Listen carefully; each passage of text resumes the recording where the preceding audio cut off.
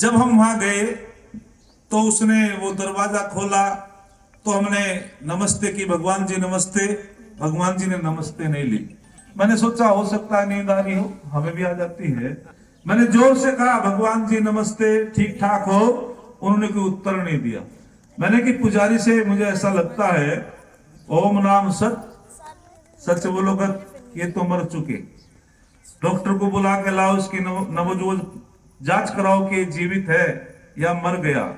बोले कैसी बातें करते हो? मैंने कि और क्या बातें करूं? नमस्ते ये नहीं ले रहे, उत्तर ये नहीं दे रहे, तो आप भगवान जी से वार्तालाप कैसे होगी हमारी? उसने कहा जी आप कहना क्या चाहते हो? मैंने कि मैं वही कहना चाहता हूं, भगवान तो चेतन सत्ता है, ईश्वर तो चेतन सत्ता है, ईश्वर जड़ नहीं होता है। और इसकी नब्ज पकड़ के देखो, यदि नब्ज चल रही होगी तो समझ लेंगे कि हाँ अभी इसमें प्राण है। तो मैं बोला तुम्हारे भगवान मर चुके। ऐसा अंधविश्वास। और ये मूर्ति पूजा कहां से चली? ये मूर्ति पूजा जैन मत से चली। उन्होंने कहां से चलाई? अपनी मूर्खता और अज्ञानता से चलाई। एक बात मैं आपसे कहना चाहता हूं, वेदों का जो सिद्धांत है वो त्रेतवाद का है। प्रकृति, जीव और परमात्मा। प्रकृति केवल सत्य है, ना वो चेतन है ना उसमें आनंद है। जीवात्मा सत्य भी है और चेतन भी है। परम पिता परमात्मा सत्य चित्त आनंद स्वरूप है, इसीलिए उसका नाम बोलो क्या? सच्चिद आनंद। परमात्मा सच्चिद आनंद है। हम समझ नहीं पाए, हमने उन पत्थर की मूर्तियों को चेतन मान करके पूजना शुरू कर दिया। अरे कमाल हो गया। आज लड्डू गोपाल को गर्मियों के दिन में एक परिवार में चला गया, एक यज्ञ था, तो एक बहन जी लड्डू गोपाल को ले रही, फिर बोली गर्मी बहुत है, फिर उसने जो है एसी के कमरे में उसको लेटाया। जो व्यवहार चेतन के साथ में करना चाहिए वो व्यवहार जड़ के साथ में कर रहे हैं। कहां चली गई हमारी बुद्धि का दीवारा? निकल गया। बिल्कुल हम अविद्या में फंस गए, कोई तर्क नहीं, कोई विवेक नहीं। अर्थात मैंने कि लड्डू गोपाल को गर्मी लग रही है। बोले हाँ जी लड्डू गोपाल को गर्मी लग रही है, और सबसे पहले उसके लिए भोजन भोग लगाती है। मैंने कहा अच्छा लड्डू गोपाल को भोजन तो आप कराते रहते हैं, इनको तो कब्ज हो गया होगा, क्या सोच भी कराती हो? बोलो क्यों प्रधान जी, क्या उसको सोच भी कराते हैं? कुछ नहीं कराते। लंबे समय तक आप भोजन, हाँ लेकिन ना वो भोजन करता है। अरे जिस योगीराज कृष्ण जी ने हमको वैदिक सिद्धांत दिया, जिस योगीराज कृष्ण जी ने कहा कि हे अर्जुन ब्रह्म क्या है, कर्म क्या है, आध्यात्म क्या है, जिसने एक थ्योरी दी, एक सिद्धांत दिया, जिन्होंने कह दिया तस्य वाच्य प्रणव, हे अर्जुन यदि परम पिता परमात्मा का मुख्य नाम है तो उसका नाम ओम है। बोले कर्म क्या है? तो योगीराज कृष्ण जी कहते हैं जो प्राणी चेष्टा करता है वो कर्म कहलाता है। चींटी से लेके हाथी पर्यंत सब प्रयत्न करते हैं, चेष्टा करते हैं, कर्म कहलाते हैं। लेकिन एक बात कहते हैं योगीराज कृष्ण कि सुनो दुनिया के लोगों, कर्म, चोरी करना भी कर्म है और दान करना भी कर्म है। चोरी करना पाप कर्म होता है और दान करना पुण्य कर्म होता है। ये चिंतन हमको करना चाहिए कि हमको कौन सा कर्म करना है। जिस योगीराज कृष्ण जी ने कहा कि सबसे जो अकर्मण्य हो जाता है, अकर्मादस्यु, वेद कहता है कि जो कर्म नहीं करता, पुरुषार्थ नहीं करता, वो तो दस्यु है। योगीराज कृष्ण जी कहते हैं जो कर्मशील होता है वो आर्य है। अरे तू अनार्य जैसा व्यवहार क्यों दिखाता है? जब अर्जुन कहता है तो मेरे कोई बाबा है, कोई मामा है, कोई भाई है, तो तब कहा था तू आर्य है, तो अनार्य जैसी कायरता का परिचय क्यों देता है? जिस योगीराज कृष्ण जी ने यज्ञ का सिद्धांत हमको दिया, वेद का सिद्धांत हमको दिया, आज उस योगीराज कृष्ण जी की कैसी मजाक उड़ाई जाती है। अरे लज्जा को लज्जा आती है इन विषयों पे, आर्य समाज का वक्ता ही बोलता है।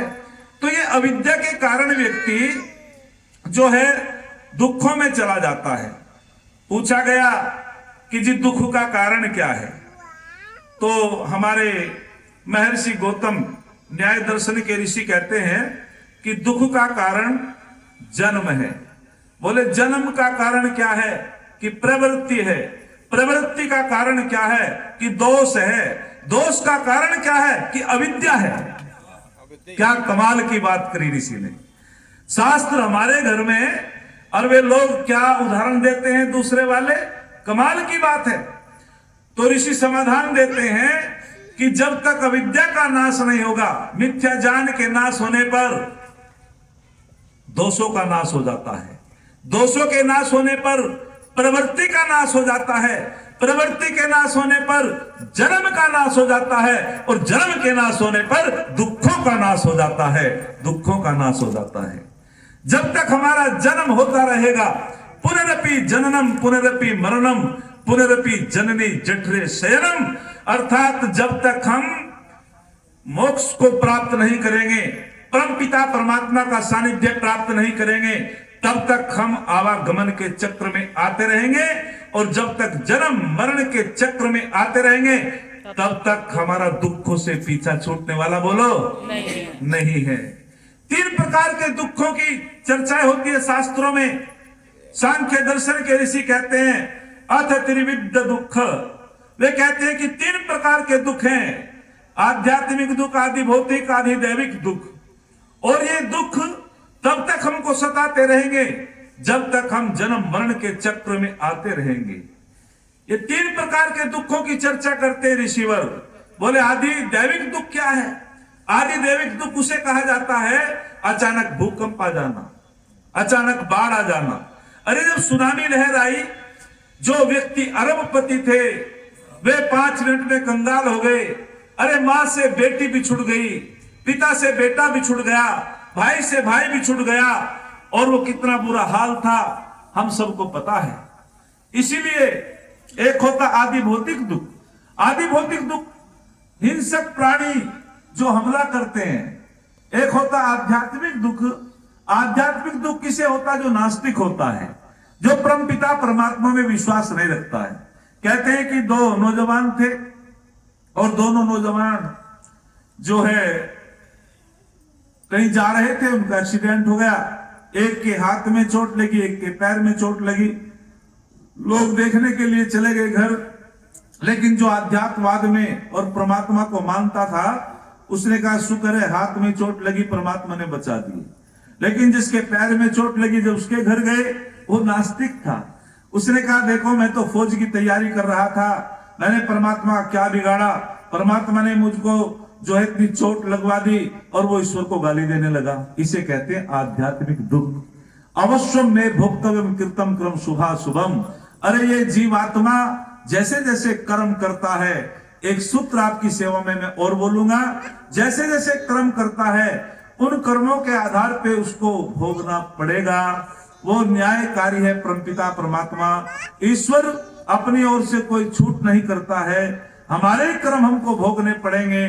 कहीं छूट नहीं है, कहीं रिश्वत नहीं चलेगी, कहीं जो है सिफारिश नहीं चलेगी।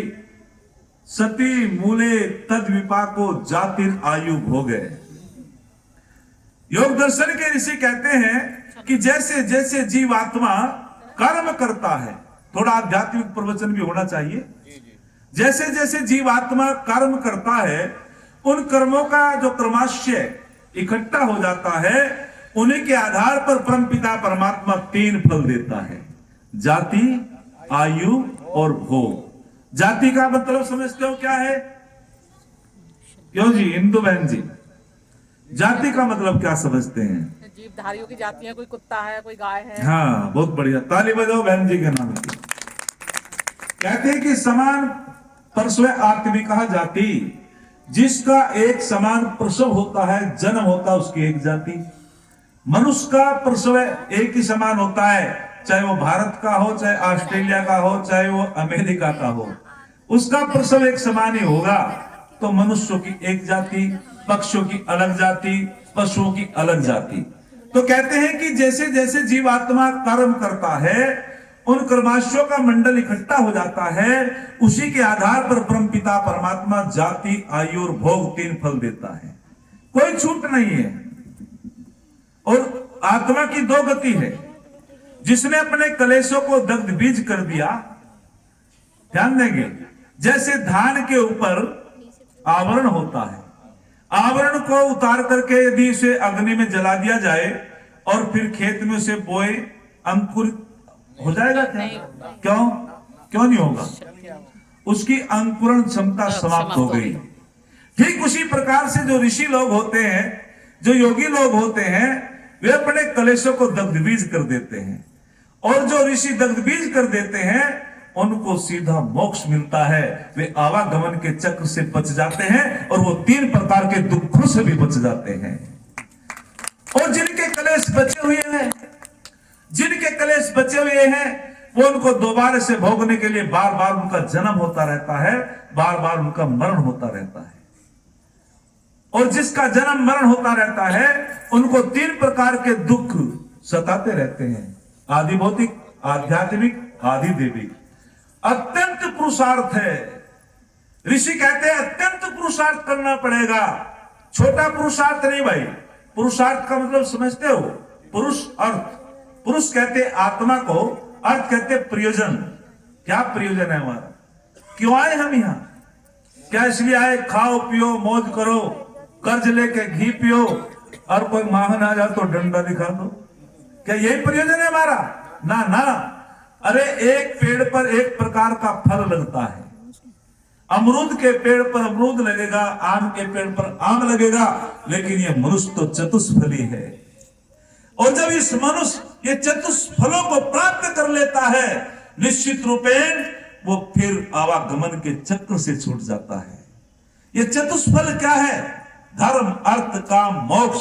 जब ये चारों प्रकार के फलों से फलित हो जाता है, जब चारों प्रकार के फलों को प्राप्त कर लेता है, बार बार फिर उसको जन्म और मरण के चक्र से छूट जाता है। बार बार इसका जन्म मरण नहीं होता है और ये दुखों से भी छूट जाता है।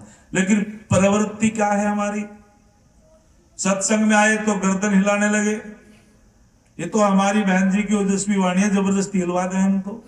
यदि कोई कमजोर वक्ता हो ना तो उठ के चल दोगे तुम, क्योंकि बिना शक्ति के कोई किसी को नहीं पूजता।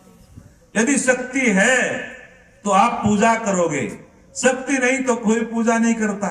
सर्वशक्तिमान है परमात्मा, इसलिए दुनिया मानती है। यदि सर्वशक्तिमान ना होता तो कोई ना मानता। समझ रहे? सर्वशक्तिमान है, लेकिन हमारी प्रवृत्ति क्या है? सत्संग में आए, एक आजकल के तो सत्संग भी कमाल के हैं। एक माता जी सत्संग में गई। माता जी कहां गई थी? बोले सत्संग में। वहां क्या मिला?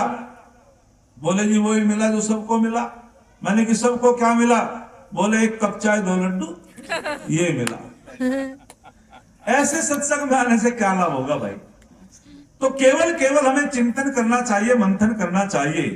तो प्रवृत्ति क्या है इसको समझेंगे। कहते हैं कि एक बार उदाहरण देते हैं, कहानी जिसके कहने में कोई हानि ना हो और दृष्टांत अच्छा हो समझाने के लिए। कहते हैं कि एक बार शंकर भगवान और पार्वती जी जा रहे थे। रास्ते में एक बूढ़ा व्यक्ति था, गर्मी का मौसम था, बूढ़ा व्यक्ति बड़ा परेशान था। तो पार्वती जी ने कहा शंकर जी से, इस पे कृपा करो, बाबा बड़े परेशान लगते हैं। उन्होंने की कृपा तो कर दो, लेकिन कृपा पात्र नहीं है। बोले जी आप तो ऐसे ही कहते हो। लेकिन जब पार्वती जी, अच्छा कोई पत्नी 2 बार जी लगा के कह दे, किसी पति की हिम्मत है क्या? मने कर दे? बोलो जी। नहीं, हिम्मत ही नहीं। आजकल हमारी जो नारी जाति है यही नास्तिक हो गई। आपको ही पता नहीं अमावस्या है, पूर्णिमा है, अमावस्या पे यज्ञ होना चाहिए, पूर्णिमा पे यज्ञ होना चाहिए, जन्म दिवस पर बच्चे के केक नहीं बांटनी चाहिए, गुब्बारे नहीं, मोमबत्ती नहीं जलानी चाहिए। लेकिन आज यदि तुम आध्यात्मवाद से जुड़ जाओ, जब तक नारी जाति वेद से नहीं जुड़ेगी समाज का सुधार नहीं हो सकता। मैं गारंटी के साथ कहता हूं। स्थिति ऐसी है, पति आर्य समाजी है और पत्नी गुरुजी के आश्रम में जाती है। पत्नी गुरुजी के आश्रम में जाती है। एक त्यागी परिवार है मेरठ के अंदर, उस परिवार में मेरा आना जाना है। बोले आचार्य जी एक समस्या है। मैंने की क्या समस्या है? बोले समस्या यह है कि मेरी पत्नी 15-15 दिन के लिए आश्रम में जाती है, सेवा करती है, छोटे छोटे बच्चे हैं, मुझे ने भोजन बनाना पड़ता, नौकरी भी करनी पड़ती है। मैंने की समझाओ। बोले जी आप ही समझाओ। मैंने कि भाई आप समझाओ उसको। तो तो वो जैसे अपनी पत्नी को कहता है कि तुम वहां क्यों जाती हो, कि मेरे गुरुजी ने गुरु मंत्र दे रखा है और गुरुजी की बात को मैं मानूंगी। और जैसे सत्संग होता है, वहां सेवा का मौका मिलता है हम लोगों को, तो वो कहता है कि 15-15 दिन गेहूं भी काटती है और यहाँ बर्तन मांजने को तैयार नहीं है। ये अंधविश्वास, पाखंड। लेकिन हमारे शास्त्र क्या कहते हैं, पत्नी के लिए पति गुरु है, पत्नी के लिए पति गुरु है, आचार्य है, मार्गदर्शक है। और जो पत्नी अपने पति की बिना आज्ञा के कहीं जाती है तो वो वास्तविक रूप से पतिव्रता नारी नहीं है। और जब जब नारी स्वच्छंद हो जाती है तभी देश को खतरा होता है, याद रखना। जब जब नारी स्वच्छंद हो जाती है तभी देश को खतरा होता है। एक हस्तिनापुर में राजेश पायलट जी बड़े अच्छे किसान नेता हुए, उनकी जयंती मनाई जा रही थी। मैं बीएड कर रहा था, संचालन के लिए मुझे बुला लिया। मैंने जाके देखा वहां रागनी गाने वाले और बुलंदशहर की 2-3 लड़की वो गंदा अश्लील प्रदर्शन करने वाली मंच पे कई हजार लोग थे। मैंने कहा भैया आपने, स्वामी ब्रह्मवेश उसके अध्यक्ष थे, मैंने कहा आपने हमें इस मंच पे क्यों बुलाए, यहां तो बहुत अश्लील प्रदर्शन हो रहा है। तो वे लड़की कहने लगी ये सांस्कृतिक कार्यक्रम है। मैंने कहा यदि तू कला और संस्कृति की परिभाषा बता दे तो वास्तविक में भी तुझे जानू पढ़ी लिखी है। बेहुद्देपन को सांस्कृतिक कार्यक्रम कहते हैं। अरे जिससे मन और आत्मा प्रसन्न होता हो उसको कहते हैं सांस्कृतिक कार्यक्रम। और तुम यहाँ गंदा गंदा गाना प्रदर्शन कर रही हो, डांस कर रही हो।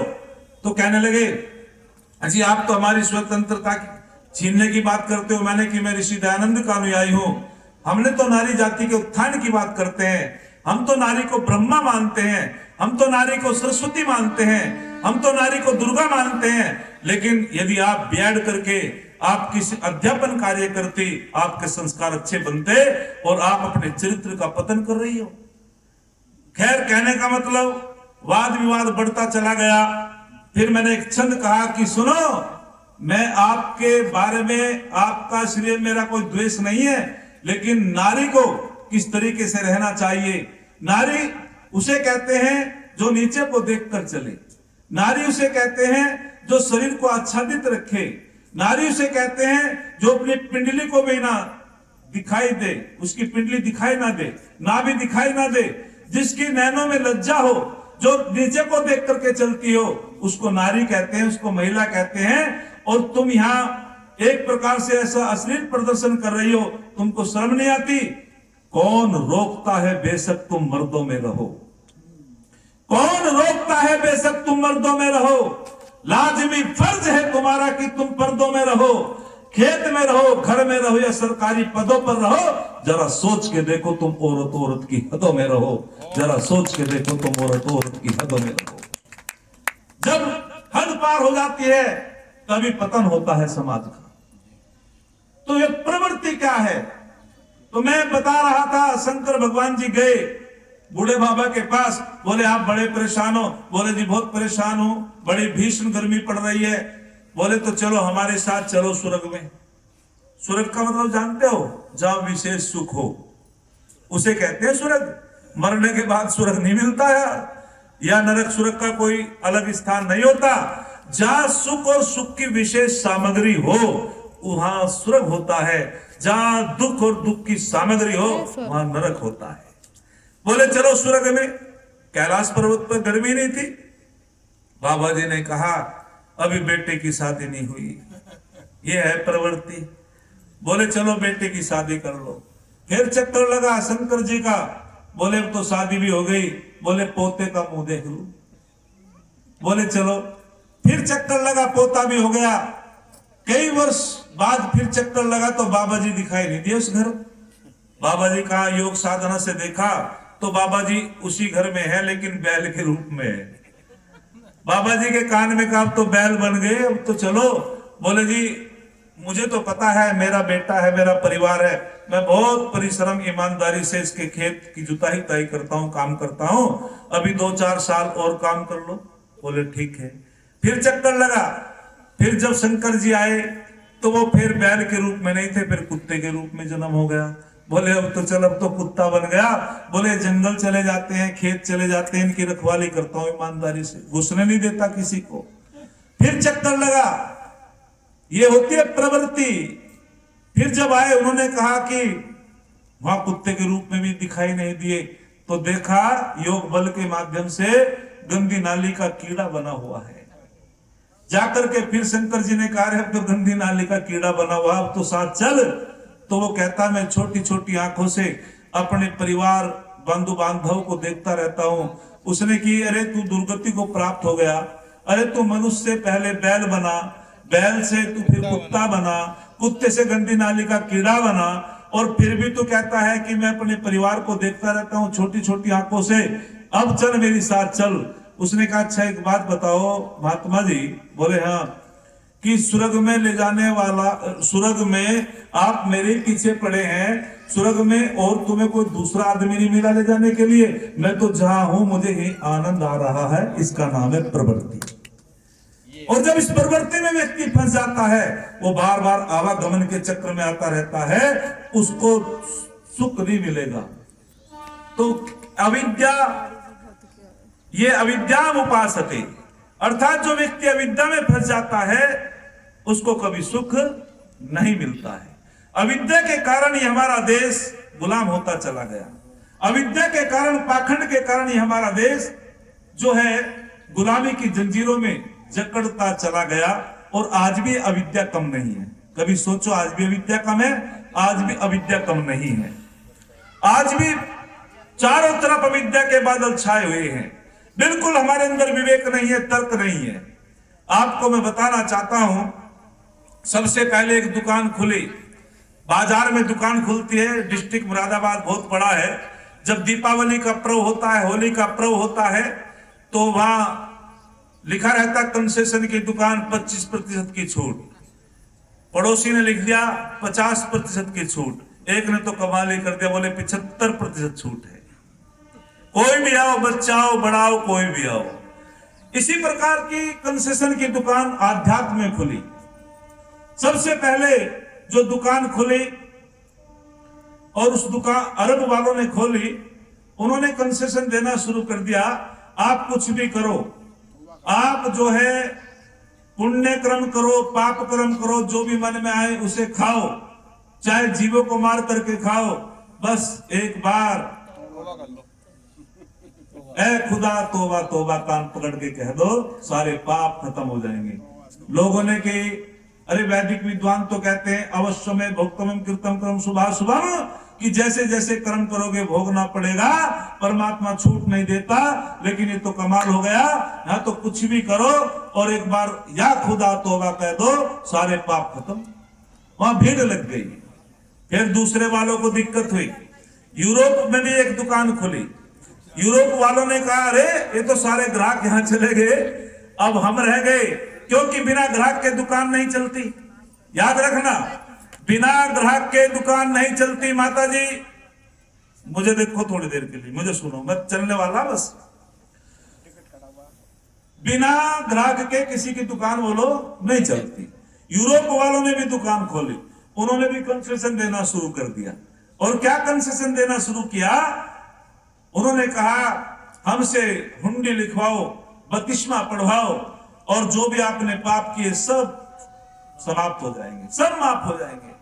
वह लोगों ने कि बहुत अच्छा। एक व्यक्ति उनके पास पहुंचा, पादरी साहब के, और पादरी साहब से जाकर के कहा कि जी हमने देखा है, आपने बोर्ड लगा रखा है, कोई कुछ भी कितने पाप किए हो, हमसे हुंडी लिखवाओ और बपतिस्मा पढ़वाओ, सारे पाप माफ हो जाएंगे। बोले बिल्कुल। बोले तो जी मैंने तो बहुत पाप किए हैं। बोले तो 5100 रुपए दो, हुंडी लिखवाओ, बपतिस्मा पढ़वाओ और सारे पाप माफ हो जाएंगे। उसने 5100 रुपए दे दिए, बपतिस्मा पढ़ा गया, हुंडी लिखी गई। वो व्यक्ति बहुत कमाल का था। उसने कहा, अच्छा एक बात बताओ पादरी साहब, जितने मैंने पाप किए थे वे तो सब माफ हो गए? बोले बिल्कुल सब माफ हो गए, लेकिन आगे के लिए बपतिस्मा, हाँ बपतिस्मा क्या होता है? तो बपतिस्मा पढ़वाओ और हमसे जो है हुंडी लिखवाओ। तो उन्होंने वो काम किया, 5100 रुपए दे दिए। लेकिन वो आदमी बड़े कमाल का था। उसने कि अच्छा एक बात बताओ, आज तक के पाप सब माफ हो गए? बोले सब माफ हो गए। बोले आगे क्या, मैं नौकरी करता हूं, मुझे तो आगे भी यही काम करना है, आगे के लिए बताओ। बोले 5100 रुपए और दे दो, आगे तक के माफ। उसने 5100 रुपए और दे दिए।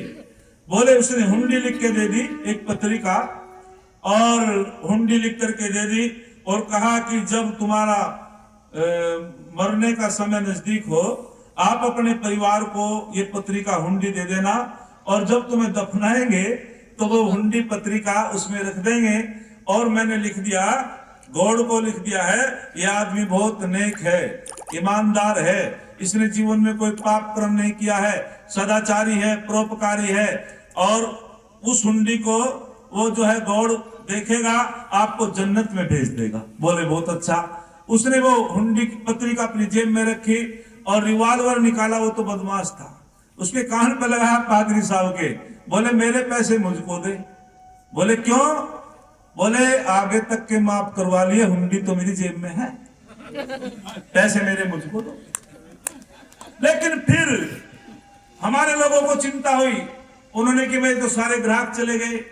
लेकिन फिर हमारे लोग ही क्या कम थे, उन्होंने भी कहना शुरू कर दिया, हरि हररति पापा ने, अरे जो एक बार हरिद्वार चला जाएगा सारे पाप समाप्त हो जाएंगे, कुछ नहीं बचेगा, सब माफ हो जाएंगे। अच्छा, एक शब्द है हरिद्वार, ये सत्यार्थ प्रकाश का प्रभाव बताता हूं, और एक शब्द है हरद्वार। वहां दो मत के लोग रहते थे, वैष्णव हरि वाले और हर शैव मत वाले। तो शैव मत वाले हरिद्वार लिखते थे और वैष्णव मत वाले हरिद्वार लिखते थे। दोनों में मतभेद होता था और झगड़े भी हुए इन शब्दों के ऊपर। वे कहते थे तो हरि का द्वार है, विष्णु का द्वार है, वे कहते थे हर का द्वार है, शंकर का द्वार है। इस बात को लेकर के झगड़े होते थे। और एक बार कोर्ट में मुकदमा भी चला। जब जज साहब के पास पहुंचे तो वे दोनों, शैव और वैष्णव मत दोनों पहुंचे। क्या बात है? वैष्णव मत के ने कहा कि ये तो विष्णु का द्वार है, और शंकर वालों ने कहा तो शंकर का द्वार है। बोले झगड़ा क्या है? बोले जी जब हम हरिद्वार का पोस्टर लगाते हैं, ये शैव वाले हमारे पोस्टर को हटा देते हैं, हरिद्वार लिख देते हैं, हरिद्वार वाले लगाते हैं तो हरि वाले हटा देते हैं, हरिद्वार लिख देते हैं। वो समझ गया, समझदार था। उसने किए रे तुम बिना मतलब झगड़ा करते हुए आर्य समाजी व्यक्ति था। ये सत्यार्थ प्रकाश का प्रभाव स्वामी दयानंद ने सबसे पहले प्रथम समोल्लास में परमपिता परमात्मा के लगभग 100 नामों की व्याख्या की, और उन्होंने कह दिया रे मूर्ख लोगों, परमपिता परमात्मा का मुख्य नाम तो ओम है। अर्थात जैसे आपका निज नाम निर्मल जी है, आपके अंदर जो गुण क्रम स्वभाव योग्यता है, आपने डॉक्टरी का कोर्स किया, आपको डॉक्टर कहते हैं, आपने आचार्य का कोर्स किया, आपको आचार्य कहेंगे, आप किसी के पिता हैं, किसी के मामा हैं, किसी के भाई हैं, किसी के पुत्र हैं। इसी प्रकार से परमपिता परमात्मा का मुख्य नाम निज नाम तो ओम है। जब वो ओम सृष्टि का पालन, सृष्टि की रचना करता है, वो ब्रह्मा है। ब्रह्मा शब्द का अर्थ होता है सृष्टि रचने वाला। जब वो पालन करता है विष्णु है, जब वो कल्याण करता है शिव है। इसी प्रकार से संबंधवाचक नाम है। परमपिता परमात्मा पिता भी है, ये संबंधवाचक नाम है। वो भ्राता भी है, माता भी है, और निज नाम उसका ओम है। तो तब स्वामी दयानंद ने जब इन नामों की व्याख्या की, अरे विष्णु भी शंकर है, शंकर भी विष्णु है, और ओम परमपिता परमात्मा के सब गुण क्रम स्वभाव के नाम है। ईश्वर एक है, ईश्वर 10, 20, 30, 40, 50 नहीं है। सत्यार्थ प्रकाश को पढ़ा था उस व्यक्ति ने, और जब ये व्याख्या दी, अरे विष्णु भी शंकर है, शंकर भी विष्णु है। शंकर का मतलब होता है शांति देने वाला, शिव का अर्थ होता है कल्याण करने वाला, विष्णु का अर्थ होता है पालन करने वाला, ब्रह्मा का अर्थ होता है सृष्टि बनाने वाला। अर्थात ये सब के सब एक हैं। रुद्र का मतलब होता है यथावत दंड देने वाला, रुलाने वाला। जब ये बात बताई तो उस दिन से वैष्णव शैव के मंदिर में जाने लगे और शैव वैष्णव के मंदिर में जाने लगे। ये सरे जाता है तो मेरे स्वामी दयानंद को जाता है, ये ऋषि दयानंद को जाता है।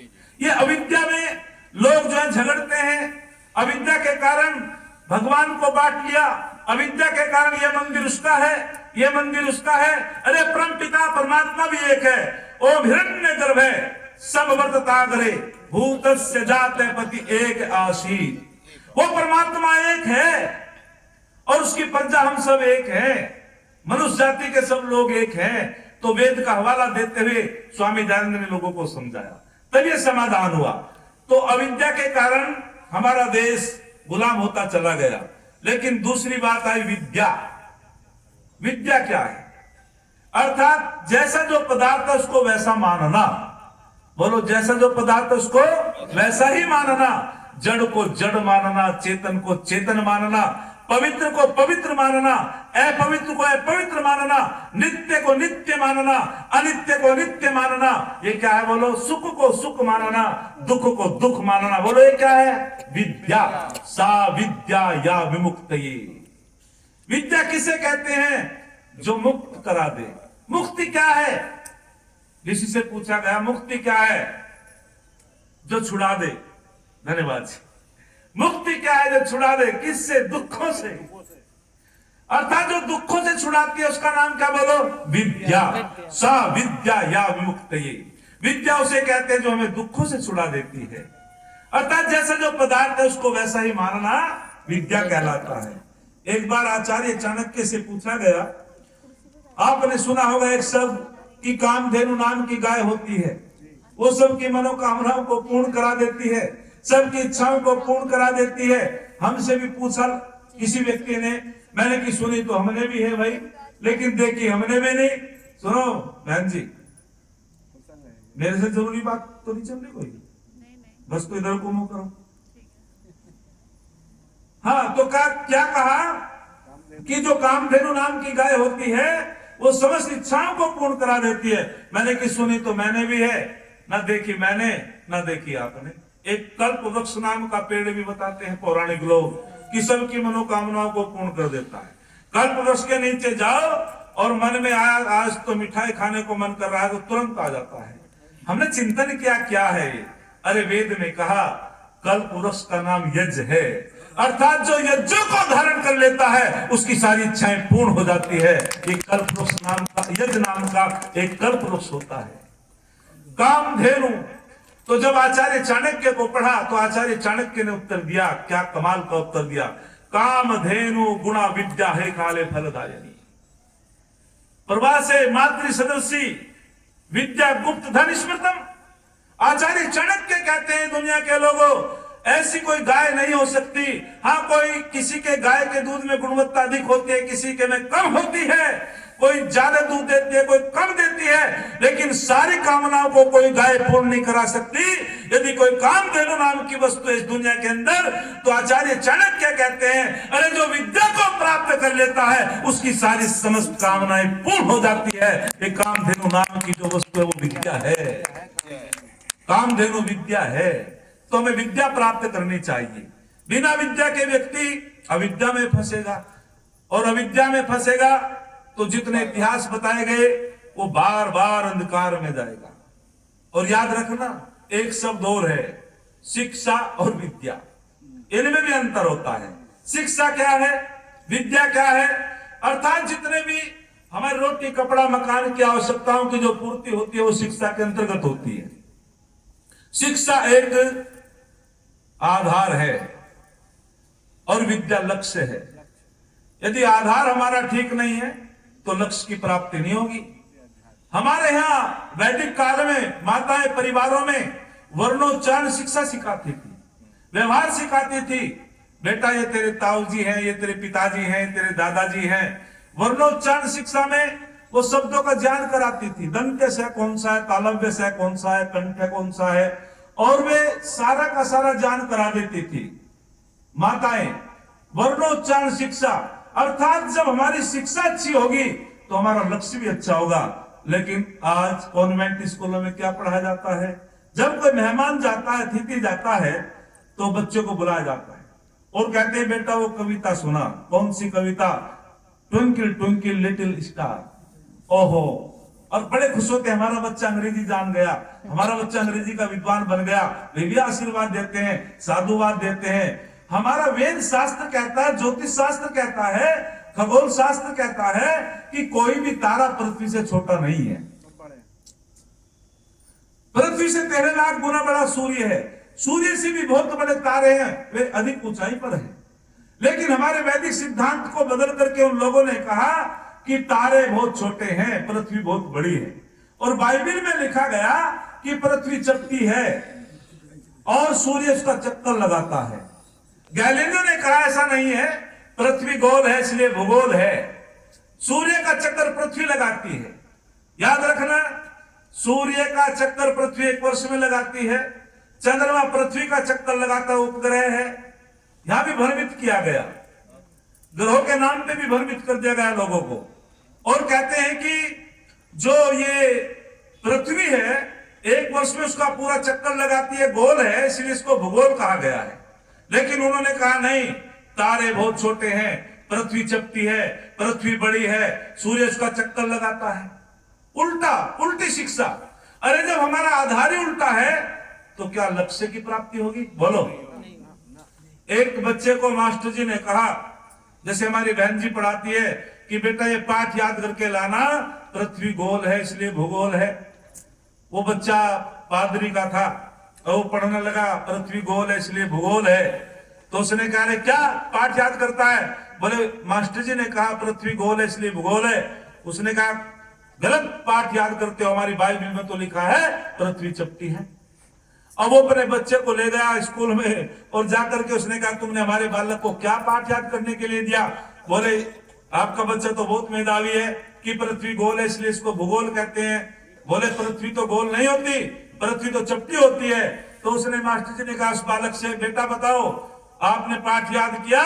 तो एक बार उसने अपनी अब्बा की ओर को देखा, एक बार अपने मास्टर जी की ओर को देखा और अब्बा की ओर को देख के कहने लगा और मास्टर जी की ओर को देख के कहने लगा गुरुजी स्कूल में तो पृथ्वी गोल है, घर में चपटी है।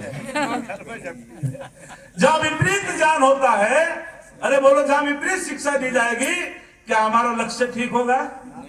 नहीं हो सकता। लक्ष्य की प्राप्ति तब ठीक होगी जब हमारी शिक्षा ठीक होगी। तो हमको समझना चाहिए।